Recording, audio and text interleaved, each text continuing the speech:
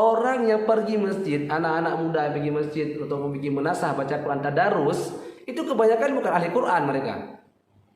Bukan ahli Quran mereka. Bahkan mereka itu ketika pulang ke rumah nggak baca Quran. Di rumah dia tidak baca Quran, tapi di masjid baca Quran dengan suara yang besar. Kemudian yang fenomena yang paling sering saya lihat ya, ketika tidak ada mikrofon mereka nggak baca. Nah ini kan rianya sudah nampak sekali di sini. Walaupun saya tidak menuduh ya, tapi ini kenyataan yang saya perhatikan di sini. Jadi sebenarnya kita melihat apa di sini? Mau cari pahala atau cari dosa?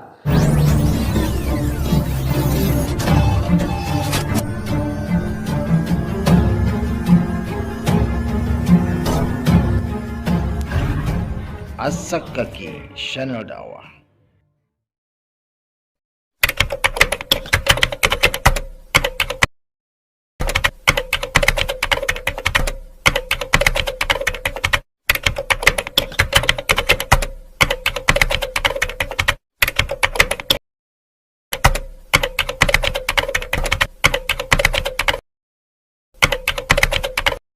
Bismillahirrahmanirrahim. Assalamualaikum warahmatullahi wabarakatuh. Alhamdulillah nahmadu wa nasta'inu wa nastaghfiruh wa na'udzu billahi min syururi anfusina min sayyiati a'malina may yahdihillahu fala mudilla lahu wa may yudlil fala hadiyalah. Asyhadu an la ilaha illallah, asyhadu anna Muhammadan abduhu wa rasuluh. Allahumma shalli ala Muhammad wa ala ali Muhammad kama shallaita ala Ibrahim wa ala ali Ibrahim innaka Hamidum Majid. Allahumma barik ala Muhammad wa ala ali Muhammad kama barakta ala Ibrahim wa ala ali Ibrahim innaka Hamidum Majid. Amma ba'd. Alhamdulillah, pada hari yang berbahagia ini, itu bulan Ramadan, bulan yang penuh pahala, penuh nikmat, dan kita diberikan umur sampai hari ini itu karena Allah sangat berharap kepada kita untuk meningkatkan ibadah kita, dan semoga kita meninggal dalam keadaan husnul khatimah, dan semoga kita juga akan mendapatkan Ramadan yang selanjutnya dengan ibadah yang sangat lebih maju daripada yang lebih banyak daripada yang sudah-sudah. Pada siang hari ini itu bertepatan pada 3 Ramadan. Alhamdulillah ya, kita sudah sampai 2 Ramadan ya, 2 Ramadan. Semoga puasa kita yang telah lalu diterima Allah, dan seterusnya semakin meningkat lagi ibadah kita. Baik, pada kali ini As-Sakaki ataupun channel As-Sakaki akan menjelaskan satu permasalahan yang juga permasalahan ini sebenarnya bukan permasalahan baru ya, tapi sudah jauh ya. Permasalahan sudah sangat banyak orang yang berbicara tentang permasalahan ini, bahkan ulama-ulama Aceh juga telah berbicara masalah ini.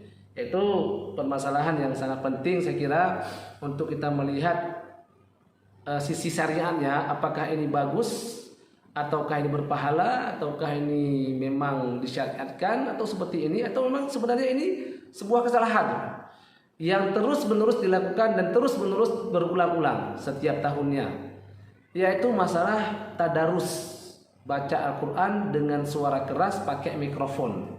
Nah, ini bagaimana kita melihat dari pandangan syariatnya.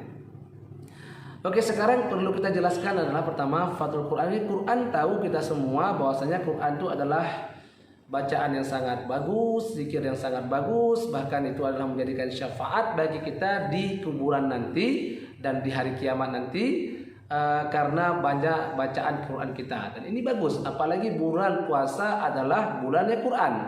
Bahkan kalau di Arab sana, segala pengajian yang berhubungan ataupun tidak berhubungan dengan Al-Quran maka di stop. Jadi fikih itu di stop sebentar, karena para ulama itu fokus kepada Quran. Karena itu mereka kalau di bulan puasa ini ya banyak ya, kadang satu juz, kadang satu kali khatam, 2 kali, 3 kali ya, ataupun ada yang mengkhatamkan hafalannya. Juga seperti Imam Syafi'i radhiyallahu anhu, itu beliau dalam satu riwayat bahkan mengkhatamkan sekitar 16 kali atau 15 kali Quran ya, berarti 2 hari sekali sudah khatam gitu. Ini menandakan Al-Quran adalah bulan Ramadan adalah bulannya Quran. Tapi permasalahannya sekarang adalah bagaimana cara kita membacanya? Bolehkah tidak kita misalnya bacaan kita ini sampai mengganggu orang, ini bagaimana ini? Misalnya kayak fenomena di Aceh sekarang. Fenomena di Aceh sekarang itu dari sama di mana-mana di Aceh, intinya di Aceh ya, saya tidak tahu di tempat lain ya. Adat sudah menjadi adat kita di Aceh ini, kalau bulan Ramadan itu tadarus baca Quran dengan pakai mikrofon.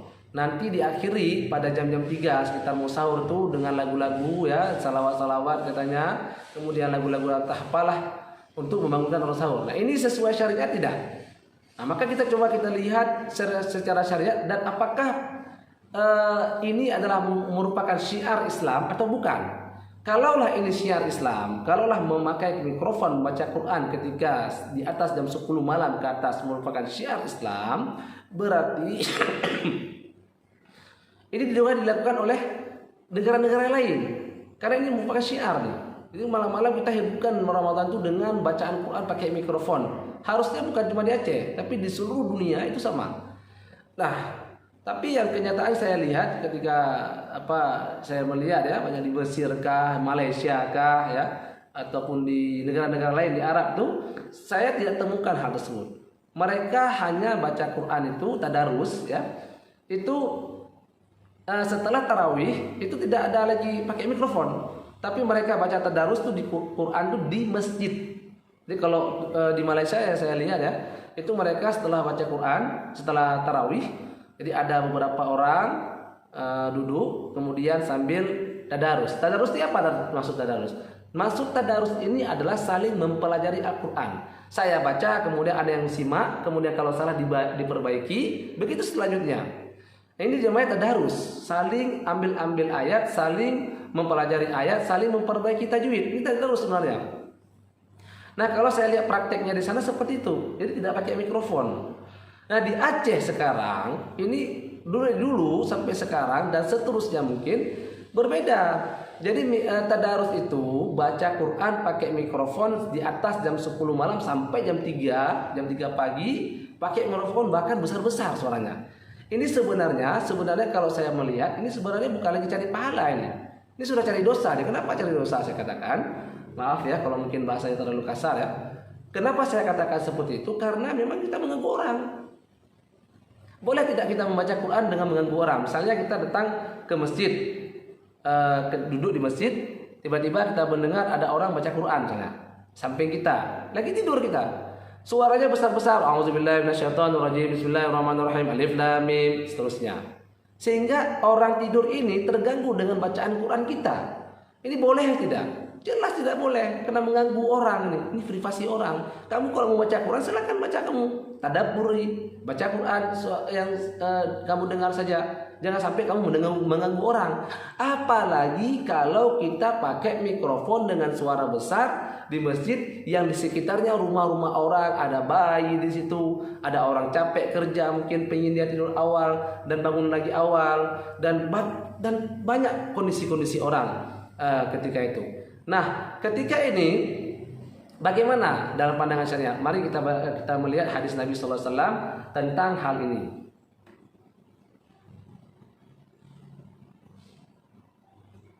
Ya. Mengenai membaca Quran dengan suara besar ataupun suara besar ya yang mengganggu orang ini, Nabi pernah mengatakan ya dalam kitab Muwatta Malik ya, diriwayatkan oleh Malik, rawa Malikun fil Muwatta anil Bayadi anna Nabi sallallahu alaihi wasallam kharaja 'alan nasi wa hum yusalluna wa qad 'allat aswatuhum bil qiraati faqala Innal musalli yunaji rabbahu falyanzur bima yunajihi bihi wa la yajhar ba'dukum ala ba'din bil Qur'an. Ya. Jadi apa kata Nabi sallallahu alaihi wasallam ketika melihat orang yang membesarkan suaranya baca Quran ya. Suatu hari Nabi sallallahu alaihi wasallam keluar untuk ketemu sama manusia, mereka lagi sholat ya. Tetapi bacaan suara mereka itu besar. Jadi suaranya tinggi sholat, tapi bacaan qiraah besar. Ya, beliau mengatakan, innal musalli, sesungguhnya orang musalli, tentunya ini mungkin sholat jihar ya, sholat jihar, ya sholat malam mungkin ya. Innal musalli, sesungguhnya orang sholat, yunaji rabbahu, dia lagi bermunajat, berdoa, berkomunikasi dengan Tuhannya. falyanzur bima yunaji, maka dia harus perhatikan apa yang dia minta, apa yang dia baca, apa yang dia yang dia tadabburi dari Al-Qur'an ya. Wala yajhar ba'dhukum ala ba'd. Jadi janganlah salah seorang di antara kalian itu mengeraskan suaranya dengan sebagian yang lain. Nah, ini dalam permasalahan ini ada komentar sedikit dari hadis ini ya. Komentar sedikit dari Imam Ibnu Abdul Bar rahimahullah mengatakan apabila membaca Quran dengan mengangkat suara sehingga dapat mengganggu orang yang sedang sholat di sampingnya, maka berbicara di masjid yang dapat mengganggu itu lebih diharamkan. Beliau juga menambahkan dalam hadis ini terdapat larangan mengangkat suara bacaan Quran dalam sholat karena dapat mengganggu orang lain, menyakiti orang lain, itulah yang diharamkan. Jadi ketika Anda membaca Quran pada malam hari itu dengan suara mic yang besar sekali, itu justru mengganggu orang yang ada sekitar. Kita tidak tahu apa kondisi orang di rumah-rumah itu. Kadang mereka lagi sholat tahajud ya. Apalagi kalau misalnya suara mic-nya tepat dengan rumahnya itu langsung. Itu ngomong saja susah di rumah. Apalagi kalau kita lagi baca Quran, terganggu nih. Orang yang baca Quran di rumah ya terganggu dengan bacaan Quran di dalam mikrofon. Dalam mikrofon yang dibaca di luar ya. Kemudian yang paling terpenting lagi adalah yang disebutkan dalam kitab Talbis Iblis ya, mengomentari masalah ini tadi. Apa dalam kitab Talbis Iblis? Talbis Iblis adalah karangan Ibnu Jauzi yang mengatakan Talbis Iblis itu artinya jeratan-jeratan iblis. Ya, apa beliau katakan? Wa qad labbasa iblis ala qaumin minal qurra fahum yaqra'una al-Qur'an fi manatil masjidi bil laili bil aswat al-mujtami'ati al-murtafi'ati al-juz'i wal juz'ain fayajtami'una baina adhan nasi fi man'im minan naum wa baina ta'arudi lirriya. Nah, jadi apa dikatakan oleh Imam Ibnul Jauzi, yaitu iblis telah mengelabui satu kaum qurra. Qurra itu orang baca Quran ya, yang membaca Quran di menara-menara masjid pada waktu malam dengan suara tinggi 1 sampai 2 juz. Maka mereka bisa mengumpulkan 2 dosa di situ. Apa 2 dosanya? Yang pertama menyakiti orang, yang kedua riya. Ya, ini penting sekali diperhatikan.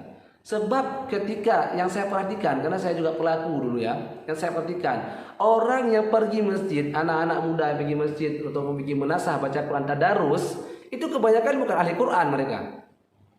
Bukan ahli Quran mereka. Bahkan mereka itu ketika pulang ke rumah nggak baca Quran. Di rumah dia tidak baca Quran, tapi di masjid baca Quran dengan suara yang besar. Kemudian yang fenomena yang paling sering saya lihat ya, ketika tidak ada mikrofon, mereka nggak baca. Nah, ini kan rianya sudah nampak sekali di sini. Walaupun saya tidak menuduh ya, tapi ini kenyataan yang saya perhatikan di sini. Jadi sebenarnya kita melihat apa di sini? Mau cari pahala atau cari dosa? Bahkan Abu Mudi ya, Bismillah, dalam satu klipnya di YouTube bisa di-download, bisa dilihat kembali di YouTube ya. Dan beliau berbicara tentang masalah ini ya. Beliau bahkan mengatakan itu kebanyakan anak-anak yang sholat, yang baca-baca Quran itu di masjid itu atau di munasah itu, mereka itu pas subuh justru mereka nggak sholat. Itu masa beliau ucapkan ya. Artinya beliau tidak setuju juga dengan baca Quran pakai mikrofon. Dan kenyataan yang saya lihat sekarang itu ya, memang begitu. Kebanyakan orang-orang yang hafal, yang baca Quran tadarus malam itu sampai pagi itu, mereka ketika sholat subuhnya nggak kita lihat di jamaah. Wallahu a'lam, mereka pulang, saya nggak tahu mereka sholat atau tidak ya. Mereka pulang nggak pergi ke masjid lagi. Ini tujuannya apa sebenarnya? Menghidupkan malam atau mengganggu malam orang? Ini yang paling penting kita perhatikan. Jadi jangan hanya sekadar pakai perasaan dalam ibadah ini, ya. Karena ketika Anda baca Quran itu, kadang-kadang ada orang yang ibadah di rumah itu terganggu dengan Quran Anda. Ada anak-anak yang sudah tidur terganggu dengan Quran Anda. Apalagi ditambah baca Qurannya yang tujuannya nggak bagus lah, suaranya nggak bagus lah. Nah, bahkan kebanyakan saya lihat ya, itu yang baca-baca Quran itu anak muda yang nanti setelah jam-jam 3 malam, kalau kami dulu untuk kecil-kecil, saya dulu tuh main galah istilahnya ya, kita main-main, kalau udah ada kuih kita cepat-cepat ke situ.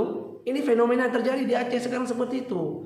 Banyak sekali orang terganggu. Nah, saya kira bohong sekali kalau ada orang mengatakan saya suka dengar Quran.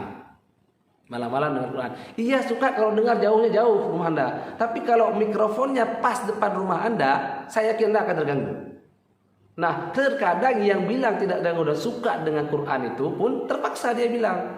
Jadi dulu saya kecil-kecil dulu, saya dulu ya, Bapak Ibu ya. Jadi ketika kami baca Quran ya, baca Quran itu kecil saya dulu ya, ingat sekali saya itu ada ibu-ibu datang ya, kami ya, bilang siapa nih yang baca Quran nih? Kenapa ribut kali tadi malam? Muruh dan katanya. Jadi nggak betul bacaannya. Sehingga setelah ibu itu pergi marah-marah dia, terganggu dengan bacaan Quran kami bilang sesama anak-anak lah, punyan Quran tenung lagi jin. Jadi istilahnya apalah itu Quran tuh dengan suara besar tuh kayak jin nggak sanggup dengan Quran.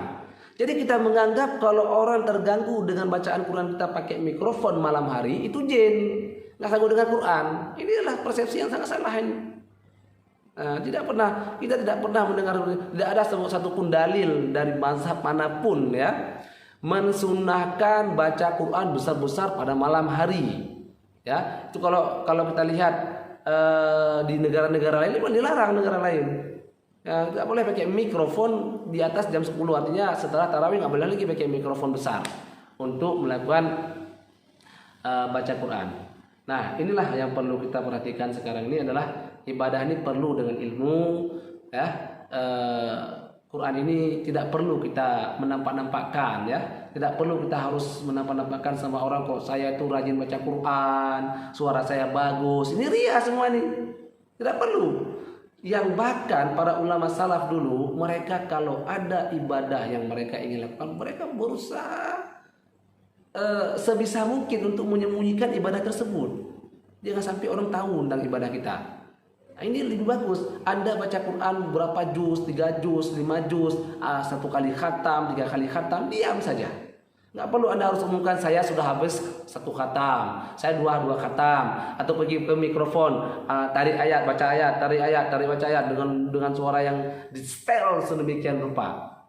Nah, ini peluang untuk terjadi ria dan masuk ria ke dalam pembaca Quran ini sangat-sangat besar. Hindarilah ria ini. Ya, karena ria ini adalah syirik kecil. Kita harus bisa mungkin kita hindari ria. Kalau ada ibadah yang kita ingin lakukan, sembunyikan sebisa mungkin. Jadi bukan maksud saya di sini adalah ingin melarang orang baca Quran, tapi pakai adab. Ya, kalau Anda ingin baca Quran masjid, ya silakan matikan mikrofon. Sekarang silakan tadarus satu sama lain, baca Quran saling memperbaiki. Ya, inilah yang diharapkan dalam syariat bulan Ramadan, yaitu menghidupkan Ramadan dengan Al-Quran. Sambil jalan Anda baca Quran, sambil duduk Anda baca Quran, sambil berbisnis Anda baca Quran. Jadi jadikanlah Quran itu sebagai rutinitas kehidupan Anda, terutama di bulan Ramadan ini. Ini lebih bagus daripada kita mengganggu orang. Ya, ibadah kita antara kita sama Allah. Kita tidak perlu pujian orang lain, kita tidak perlu orang lain menyanjung kita sudah bagus dan sebagainya, tidak perlu. Yang tahu dan perlu sekali diterima hanya keikhlasan karena Allah Ta'ala. Dan itulah ibadah yang paling terbaik. Mengharapkan ridha Allah Ta'ala, tidak mengharapkan ridha manusia, apalagi sampai mengganggu manusia dengan anggapan atau dengan asumsi kitalah yang terbaik karena rajin baca Al-Quran. Mungkin ini saja yang bisa saya sampaikan. Tidak ada keinginan saya di sini untuk menjelekkan semua, tapi keinginan saya adalah satu, yaitu kembalikanlah kita semua kepada sunnah Nabi, jaga adab, jagalah privasi orang, jangan sampai kita yang ingin mencari pahala justru kita mendapatkan dosa, bahkan dosa kita itu berkali-kali lipat karena banyak orang yang sakit hati dengan bacaan kita. Maka perbaikilah niat kita, tanyalah sama teguh-teguh, sama abu-abu atau ustaz-ustaz, bagaimana ibadah yang terbaik, ya, bukan banyaknya, sedikit tapi berkualitas itu lebih baik. Wabillahi taufiq wal hidayah. Assalamualaikum warahmatullahi wabarakatuh.